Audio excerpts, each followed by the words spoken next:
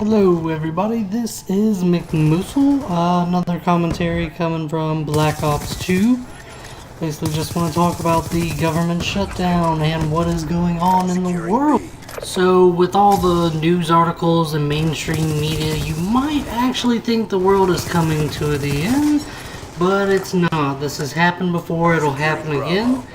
Actually the last one was in 1995, during Clinton's presidency. The whole government shutdown is from the Democrats and Republicans both not being able to agree on the deficit, on the actual spending, and Obamacare. So what does this boil down to? This is just my opinion. Again, there's so many opinions out there. I don't want to come off as like a conspiracy theorist or anything, but it's New Age slavery. I'm convinced that New Age slavery is what they're trying to actually do to us. And the reason I say this is because basically under Obamacare you will no longer be in control of your healthcare. It will be basically certain things will be put on a death panel, as I call it, which basically means if you need a surgery or something like that, the government decides. There's a certain branch of government that is a new branch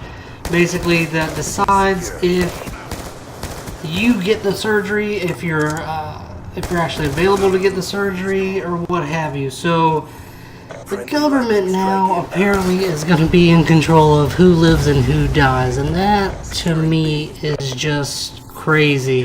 Like, that's not supposed to be America, land of the free, home of the brave, blah blah blah.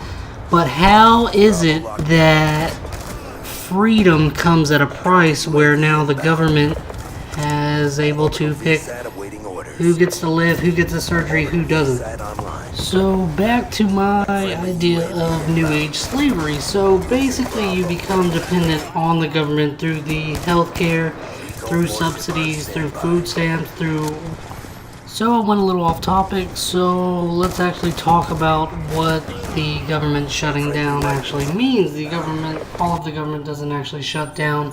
It's basically the non-essential parts of the government are supposed to shut down. So why is it, if you paid attention to the news or anything lately, they have shut down Washington monuments, veterans monuments, things that don't make sense. Basically, all these are national public monuments that don't normally, they have very few people that actually work them to begin with. So why is it that you shut them down? They're public. It doesn't matter if you go there. You can be caught with vandalism or something, I guess. But my deal is, and then they hire more security to make sure people stay out of it. So basically you're spending more money to make sure people don't go into something and see it. It just doesn't make sense to me.